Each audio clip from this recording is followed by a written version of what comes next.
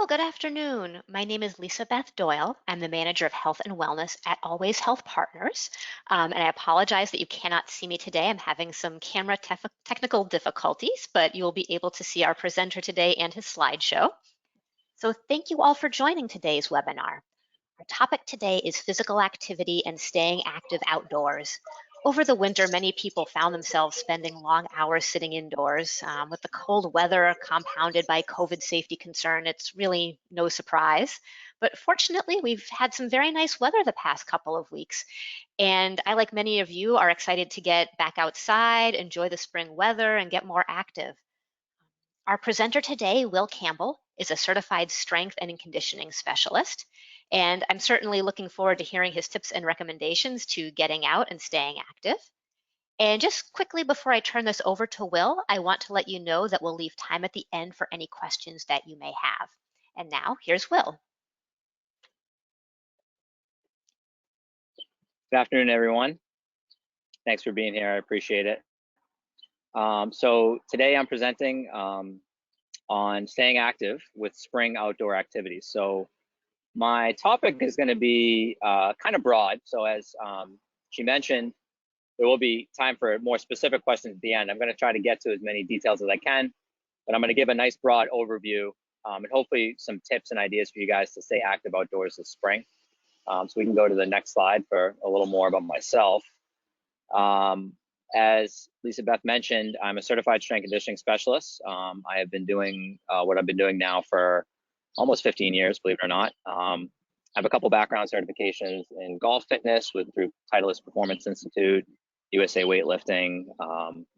I went to Northeastern University where I studied exercise physiology. I also have a second bachelor's degree in magnetic resonance imaging, or MRI. I was a technologist at Boston Children's for a couple of years doing cardiac imaging. And I also did musculoskeletal and spinal imaging for Shields MRI. Currently, my day job is general manager and head trainer at the Beacon Hill Athletic Clubs in Brookline. That's where I'm broadcasting from today. I'm just outside the club. I thought it'd be fitting to get out, not only to be outside as per theme of the webinar, but so you guys can see me without my mask. When I'm in the facility, we have a mask mandate right now, so I wanted everybody to be able to see my face. I'm very passionate about programming. I'm passionate about what I'm going to talk to you about today. I really like to bridge the gap between medical and fitness worlds, meaning I think there's a big connection between fitness and your overall health and wellness. I'm also passionate about movement integrity and athletic performance. A little more personally, I live at home with my wife and 2 children. We have a third on the way in June. So I've been very busy recently. I love spending time with my family at home. I like to play golf, lift weights, and then just like anybody else, I like to watch movies and follow sports. So let's get started with the presentation. So next slide. So I wanted to start today not on a super negative note. However, I thought it was important to kind of frame the problem at hand first. And I'm going to sort of roadmap it for you guys that we're going to start with the problem, but we are going to end, with the solution as well. So, and I believe there's a pretty simple, straightforward solution to physical inactivity, and I'm going to sort of lay that out in a few slides. But some of the overview research on inactivity, recent data suggests, and again, I have these sources linked at the very end where I got these. That almost 1.5 billion people globally are affected by inactivity, their long-term health in some way. So there's a lot of factors there. And again, I'm not going to get into the specifics of the studies and research, but that's a lot of people. And every year, about 5.3 million people die from causes related to physical activity. Now, to frame that for you, that's roughly the population of Norway. To frame it even further, we've had about 3 million people globally succumb to COVID-19 in just a year's time. And to think 5.3 million people from things that are related to physical activity passing away is quite alarming, especially as a fitness professional. That was alarming when I read that. Children are at risk as well. 80% of children move so little in a recent UK study that they have poor cardiovascular function, they have weak bones and chronic illness. And then I wanted to tie in obesity into this as well. Even though it's not specific to physical activity, it is a direct corollary in many ways. Obesity is very preventable through more physical activity. And according to the CDC, obesity is a common, serious, and costly disease. I have some, statistics related there, like in 2018, just recently, a few years ago, almost half of Americans were classified as obese. So I consider it a little mini epidemic and something that we should be keeping our eyes on, and another motivation to keep physically active and to get ourselves physically active before now. So that's my negative portion of this webinar, and hopefully we'll move through the more positives in the next slide. So next slide up. So let's just talk about the basics of physical activity. It's kind of it's a very broad and general term, but the CDC and the ACSM, which is the American College of Sports Medicine, and you guys know the CDC by now, the Centers for Disease Control, they have a nice little baseline for physical activity that people 18 to 65, and we're going to talk about over 65 a little bit later. I have a study that I'm going to show for the slightly older crowd, but generally most people are supposed to get a 150 minutes of moderate intensity aerobic activity a week, and then be doing some kind of strength training or muscle strengthening activity for all major muscle groups 2 times a week. So to kind of put that in context, and see you guys getting your calculators out and crunching the numbers, that's about 50 minutes of moderate aerobic exercise 3 times a week. And again, I'm gonna get into some details of what aerobic exercise is and what moderate aerobic exercise is.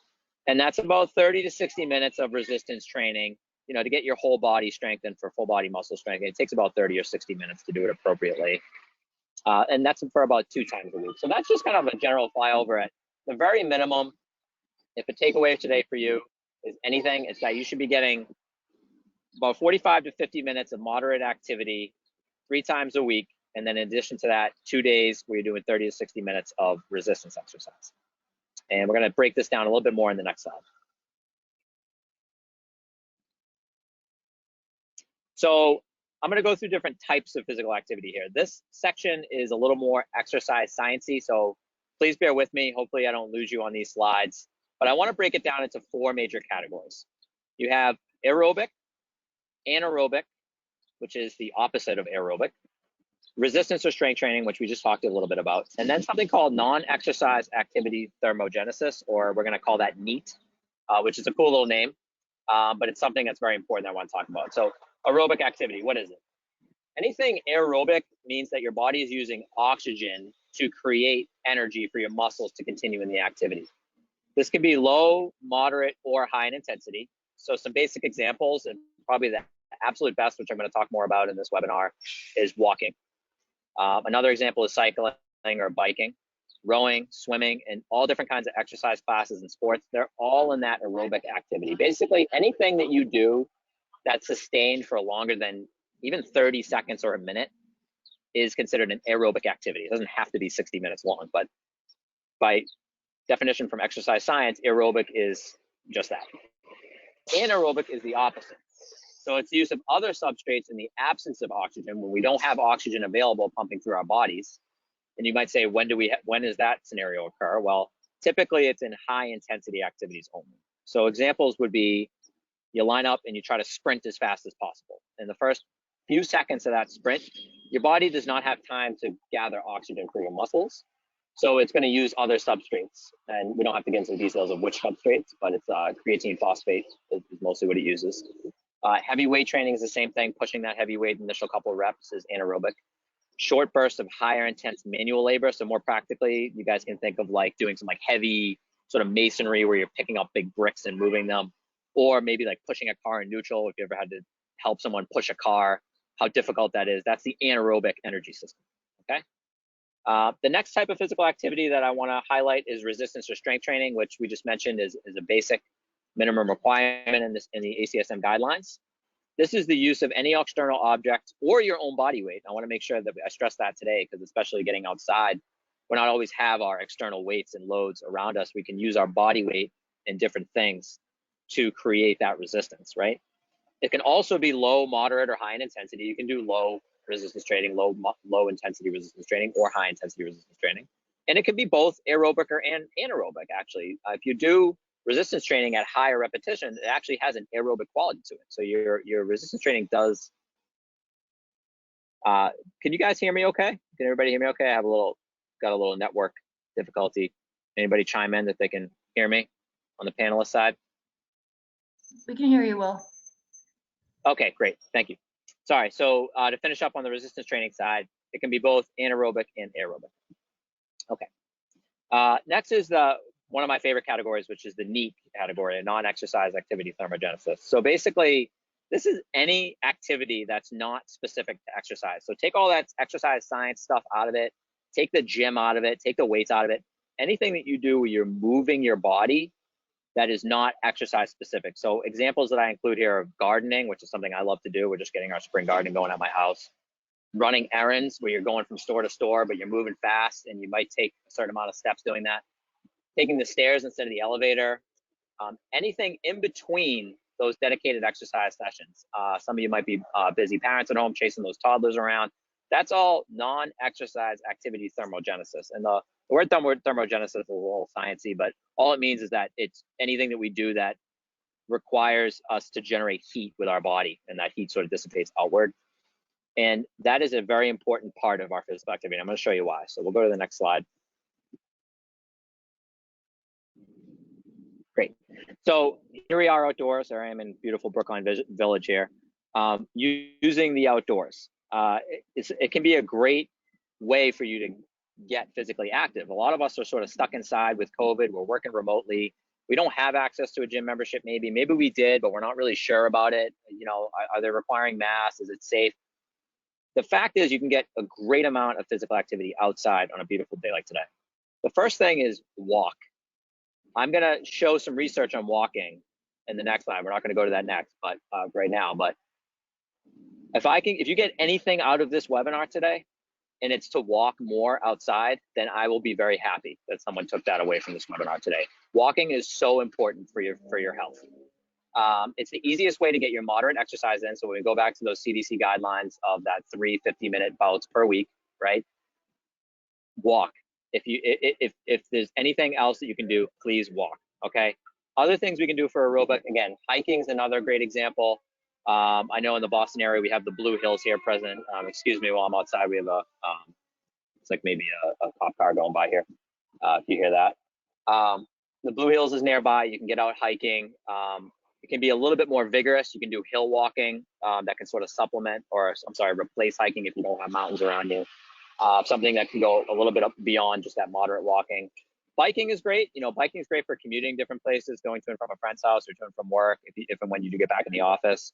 It can be both moderate or vigorous. You can bike sprint, or you can go just for kind of like a jolly jaunt on the bike. Body weight resistance exercise. So things that you can do outside. For purposes of this webinar, I'm not going to show you specific form right now.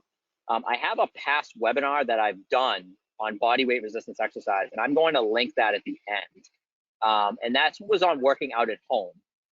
There's no reason that you can't apply those things that I've shown in that webinar that you're doing in a small office space or at home outside. For example, push-ups, using a wall to do wall push-ups, doing core work on the ground like sit-ups or crunches or dead bugs.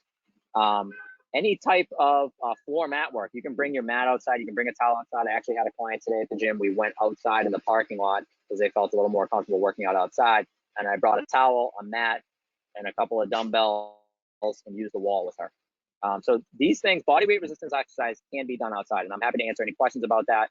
I can try to show you a couple things here. I just have some limited space and limited connectivity. But again, I have the past webinar that I will link at the end. If you watch that webinar, it'll give you some ideas of things you can do that are really simple without heavy weights.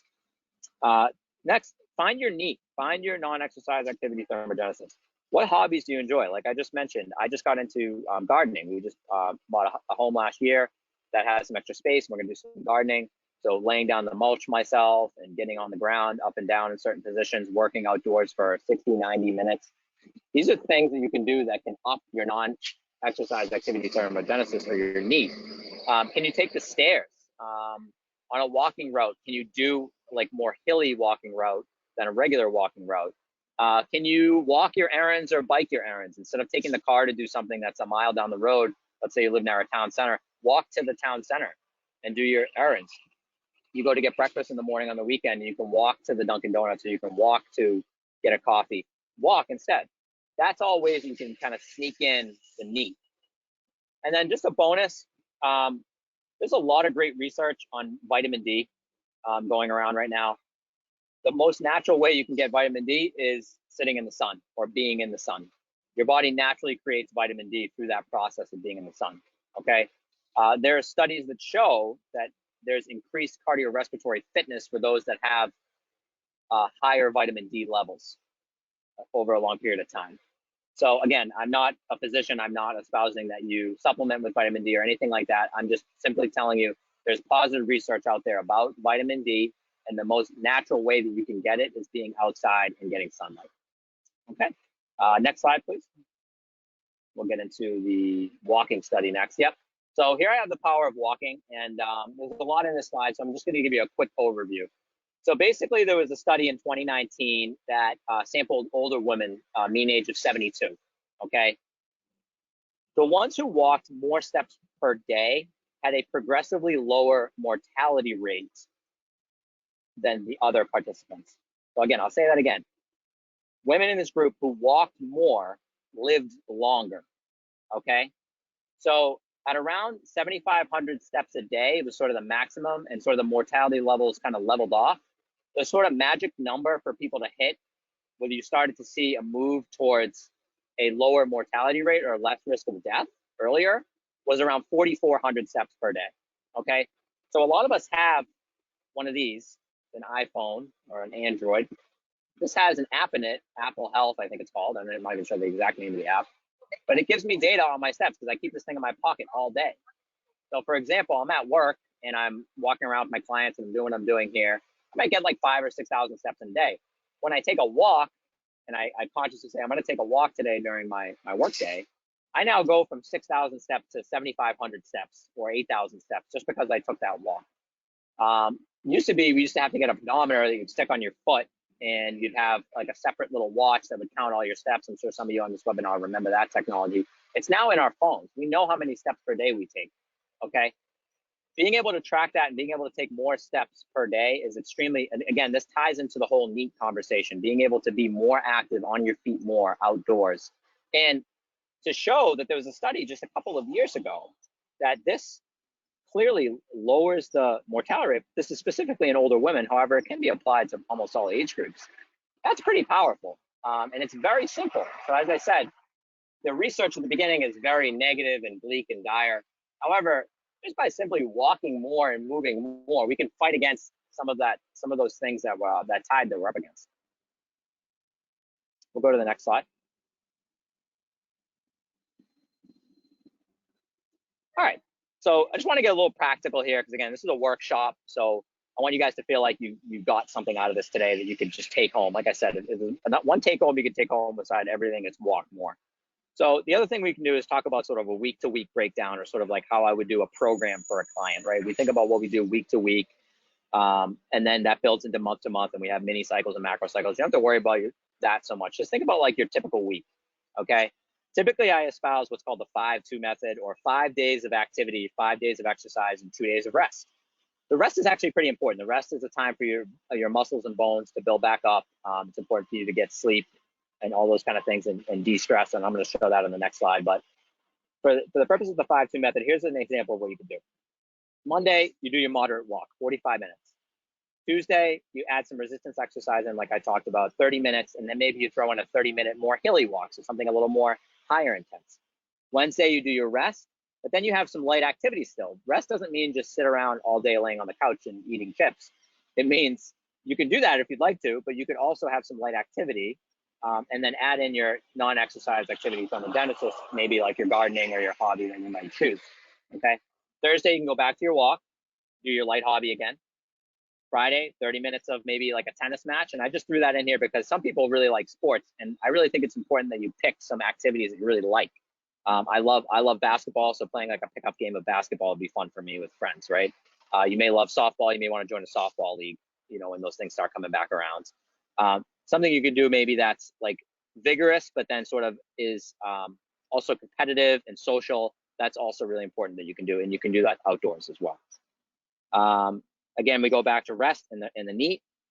Sunday, we can do more resistance exercise to kind of round out our day, and maybe a light walk with the family or something like that. Now, you break that down. You say like, okay, that's that's great. Well, what does that mean? That means you got 2 hours of moderate activity. Okay, and if you remember, it was 150 minutes of moderate activity that we're looking for. So 2 hours isn't quite 150 minutes, it's 120 minutes, but we added 1 hour of vigorous activity. If you remember those slides, I'm just going to reference my notes.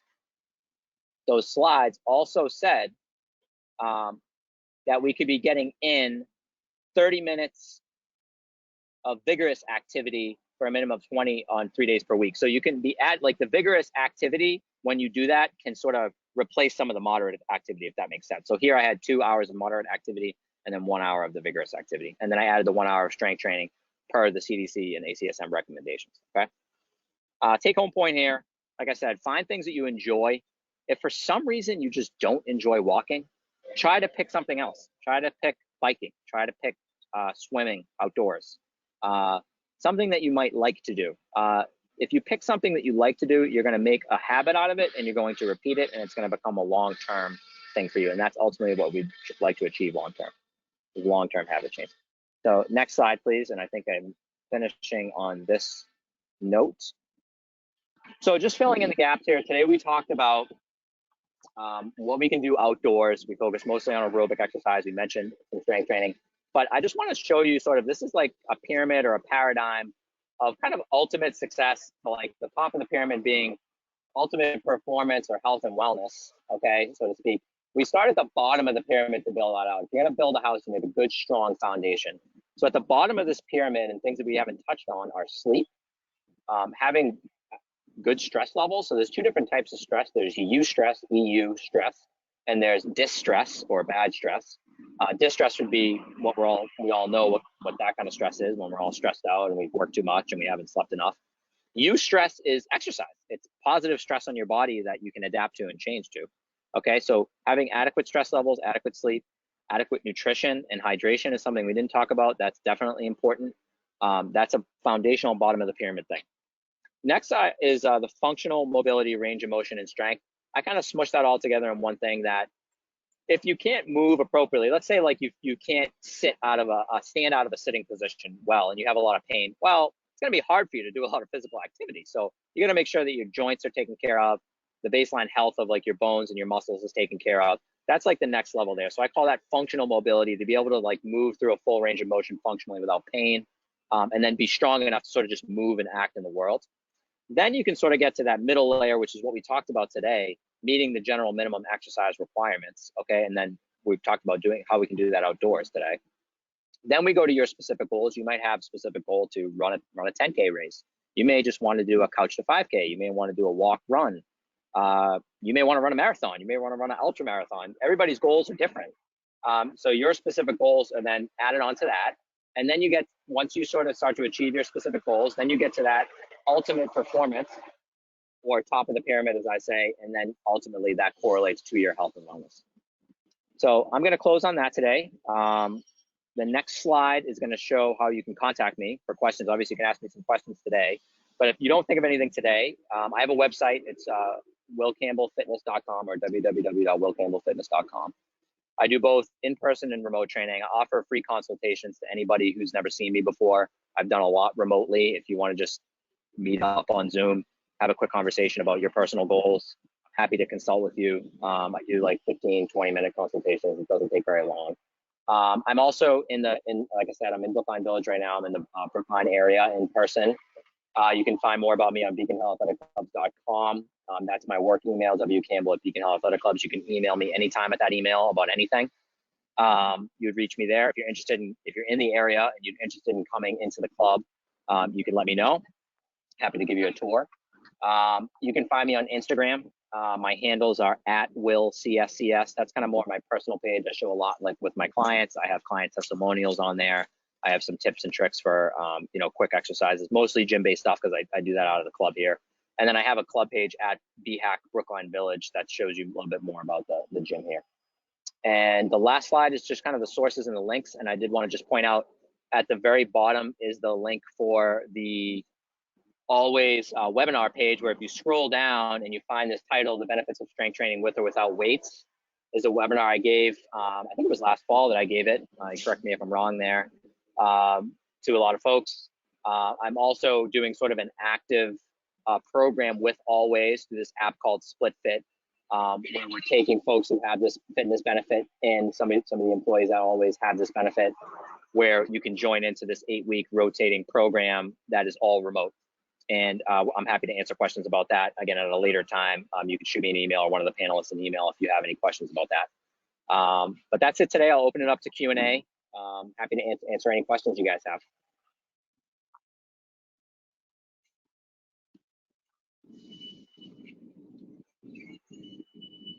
Thanks, Will. And yeah, we do want to give everyone a chance to ask questions. If you have questions, if you look, it's generally to the right on your computer screen. There's a little box that says questions. If you click on that, you can submit a question, and then Will can answer it for you. Let's see here. All right. So, Will, I have one here, which is, what is the recommended heart rate for vigorous exercise? That's a great question. That is going to be very individual specific. And you said it was for vigorous exercise? Yeah. So vigorous exercise is going to be about 80 to upwards of 90 and 100% of our heart rate max. Our heart rate maximum is measured by the formula 220 minus your age. That's a very rough go at it. You take the number 220, you take your age, you minus that, and then you multiply that by the percentage of intensity that you want. So let's say it was 220 minus, let's say 30, let's say 20, let's make it easy, 200. And then you'd multiply that by 80%. What's 80% of 200? That's 80% of your heart rate max. So then you would work in your vigorous exercise bouts to that 80%. A lot of heart rate apps like Apple Watch is great. And things that have heart rate monitors across the chest tend to work a little bit better. I have what's called a My Zone. It goes across my chest. It goes onto my phone in an app, and then I'm able to see the percentage constantly. That measurement is a little more accurate if you know your baseline heart rate measurement. So like some people might run, let's say 60 beats per minute. Others might run 75 beats per minute. So there's another formula called the Corbin Formula, which I don't have memorized in my head, but it does take account the person's baseline heart rate, and it's a little bit more accurate. I use the Corbin Formula with clients. If we're trying to get in, let's say we're trying to work in a 70 to 85% heart rate zone for a certain exercise bout, I use that formula to get their range. Okay, so it's going to vary for everybody, but you can generally do 220 minus your age and then multiply by the percentage that you want to get. Got it. So essentially, it's my heart rate that's determining that the heart rate determines that I'm exercising vigorously. Is that a fair statement? That's correct. There's also, something called rated perceived exertion, which I use with clients that takes sort of the sciencey percentage thing out of it. Yep. So it's called, I call it RPE. It stands for rated perceived exertion. On like a 1 to 10 scale, you just assess how you feel in a given set or a given exercise bout. If you're working to like a 7, 8, 9 on the scale, then you're doing vigorous exercise. Right. Got it. That's another way to measure it. I do that with both strength training and cardiovascular training. Thank you. That's helpful. All right. And I have another one. It says here, if I'm trying to lose weight, should I increase the number of times I exercise per week, or the length of time or intensity of that exercise? Okay, this is a little more tricky one to answer. This may come across as a little fence sitting. However, the best answer for weight loss would be the first pyramid that I showed. At the bottom of the pyramid was nutrition and diet. Okay, your energy balance, or in other words, easier put, your calories in, calories out, is what's going to determine your weight loss. That is not an opinion of mine. That's science. Yeah. So there are many ways to go about that. There's a lot of ways to slice that pie. However, what I recommend to clients mostly is that they do some form of increasing their exercise. So somebody might be totally sedentary, right? Not do anything. Okay, so you're going to come to the gym, or you're going to get your exercise started 3 days per week now. And you're going to have a dietary change where you're going to take out your Coca-Colas that you're drinking, and you're going to add some protein. Okay, Then you have to experiment with that a little bit. You see if that helps with your weight loss. Usually it does. Usually it does, some form of both. So I wouldn't actually look to the exercise as the key way to get your weight loss. And that might Okay. sound crazy coming from a trainer, but it needs to, your exercise needs to be consistent and constant at a low level, as we mentioned here in this webinar, at the CDC and ACSM recommendations. You got to be hitting those baselines. And then if you're kind of scratching your head on the weight loss side, then you need to figure out how to reduce your calories appropriately. And then it's probably better to consult with a nutritionist or a dietitian in that regard. Yep. No, that's very helpful. And speaking as a registered dietitian, I have learned that it is very difficult to out exercise what you've eaten, that you do need to do both if weight loss is your goal. So thank you very much there. Let's You're see. welcome. Very double check if I've got anything else. I don't think I have any more questions here. Of course, if I've missed anyone's question, you'll have Will's contact information after the seminar is over, and you can certainly reach out to him on your own. So thank you again, Will. I really do appreciate your recommendations, and I really hope everyone has come away from this talk with some helpful hints to get moving and some motivation to get moving and stay moving. Thank you, everyone.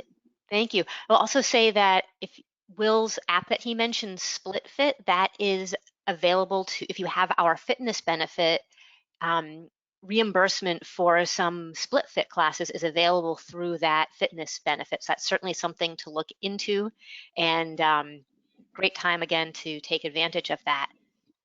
Let's see here. So if you can take a moment, there's going to be a 3-question evaluation at the close of the session. So keep an eye on your inbox, and also for a recording of this that you can watch and listen to again or share with friends and colleagues. And just lastly, I just want to remind folks, as we're still in COVID, please do keep up with your routine and condition care. Many providers are offering telemedicine for you, including telephone and video that's available to you so that you can keep up with your care in a safe manner. And if you ever have any concerns, please do contact your provider. That is all. So from both Will and from me, thank you all again, and enjoy the rest of your day.